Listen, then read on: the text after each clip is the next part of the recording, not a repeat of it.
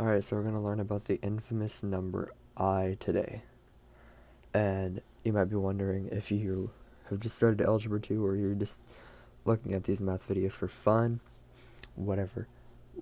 I isn't a number, and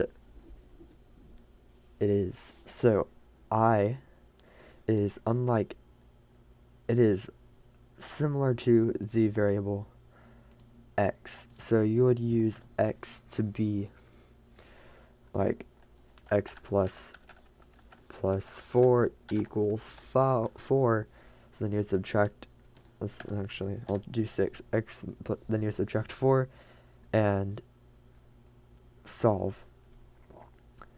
If you replace x, your teachers probably have said you can use almost any variable that you want to when solving a word problem, but you can't do e and I. And you'll learn about e later in Algebra 2. But I, here's what, you can't just say I plus 4 equals 6. No. I is an interesting number. So we got a coordinate plane over here. But instead, we're going to have the real and the imaginary axis.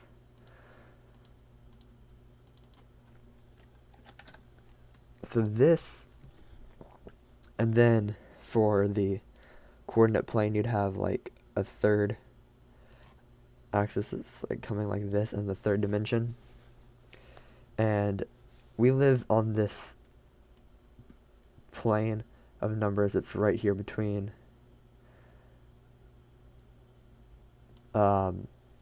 real x and real y. And we just completely forget about the imaginary numbers until Algebra 2, which makes sense. I is relatively difficult. So I'm going to kind of show you around the coordinate plane. So this would be 1 plus 0 I, because that's how the numbers are written. So if I had a little dot right here, that would be 1, because it's 1 on the real, and it's 0 on the imaginary, so 1 plus 0 I. Now this one would be 1 plus 1 I, and this would be 0 plus 1 I, or I. And so, what is I? Okay, and so, if this was not imaginary and I had a function that said, what is, just draw a graph of x squared. So we have here, and then you do a little curvy thing, and then we get to 1, then 2, it would be up to 4. So you see how they have the exact same graph on either side, right? Where the squareds are positive. However, the imaginary, if I is squared, it just goes in a circle. And so I'll try and explain that a little bit. So let's erase this. So we have, and so I'm going to kind of draw this out. So the square root of -1. So probably in Algebra 1, you would have said, hey, no real solutions if you came up with a quadratic formula and there was a negative under your radical. But not anymore. We're solving, and this is going to be that. So the square root of -1 is equal to I. That's like you could substitute these in for each other, right? So this has some really interesting properties. And so let's erase all this. Alright, so normally if we had a number, so 1, so it either maps, most of the time it either maps to a number and then gets larger, maps and just keeps mapping to itself, or anything like that. So let's try a few examples on the real axis. So we got 0. 0 squared is 0, 0 cubed is 0, 0 to the fourth is 0. Okay. 1. 1 squared is 1. 1 cubed is 1. Okay, that's not interesting. Negative 1. Negative 1 squared is 1. So I did this 180-degree rotation. Then 1 squared is 1, 1, 1, 1, 1, 1. So we had this 180-degree rotation. And we just completely skipped this axis. Now 2, or negative 2, is now 4. So it rotated, and then it's going to get exponentially larger. Okay. But I is a very interesting, or if we did negative 1, so negative 1 squared is 1. Negative 1 cubed is negative 1. So we have this this rotation, but we're just completely skipping, so it goes boom, boom, boom, boom. It's going back and forth. But instead, we're going to add another pit stop for I.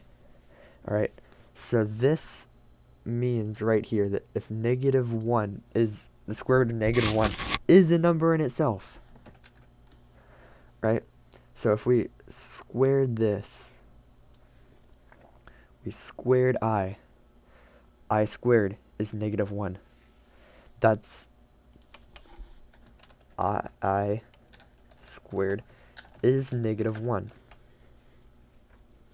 Right? And so then we can, so we have this I right here, and so then if we, so then we go to here, so that's a negative 1, and 0, or 0I, and then if we cube it, I cubed, well, that's I times I times I, so that's negative 1 times I, and so that's just negative I.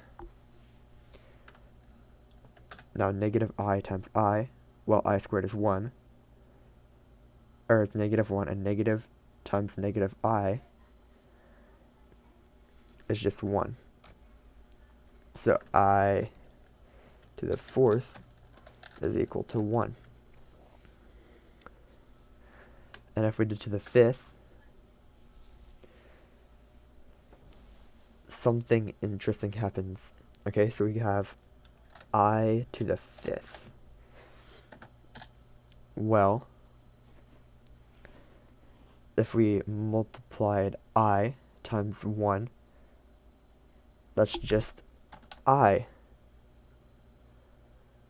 And that's what we had earlier. So if I inserted the function before, so I to the first, or I, is equal to I.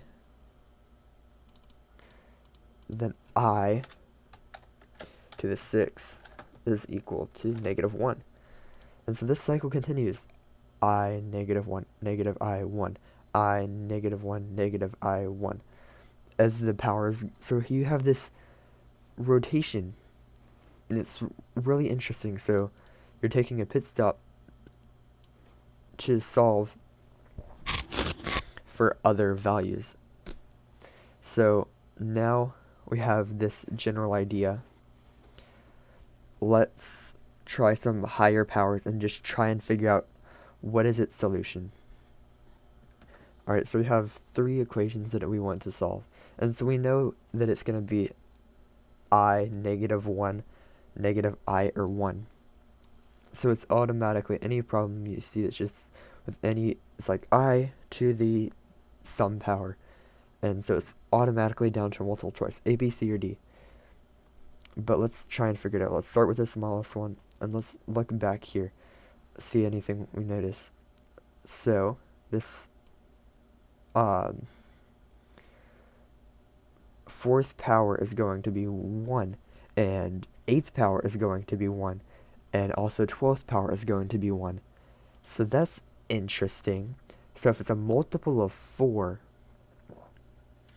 so if I to the x power if I to the x and x is of 4, I to the x is 1. So, let's explain this slightly more easily. So, if I to the 8th, some number 8, okay, and that is a multiple of 4, so that's 1. 9 is not a multiple of 4, so it is definitely not 1. So if you check if it's a multiple of 4, that narrows it down to 3 options. Negative 1, or I'm sorry, yeah, negative 1, negative I, and I. So now, let's look at this. But we notice that 9 is 1 after this a multiple of 4. So 8 plus 1 is 9. And so the next number after this 1 in the sequence is I. So we can safely assume that this is equal to I. Alright, so now negative 20, or not negative 21, 21. Well, 21 is also a multiple of 4. Also after a multiple of 4. So 20 plus 1. So the answer is equal to I. Now 55. Let's see what we know here. So what numbers up there are multiples of 4? We have, so we know that 12 times 4 is not up there, but if we did 13, let's try 13. So 13 is that up there? So 13 times 4, so that's 12, right? So 2, 1, 52. Alright, that's really close to 55. So how much more? So 52 is going to be I. And so then after I, we have, negative 1 and negative I. So 53 is negative 1. And, wait, I'm sorry, 53 is I. 54 is negative 1. And negative I is 55. And so then we could say that this is equal to negative I. So this is just very basic I knowledge, and I'll probably explain some more later.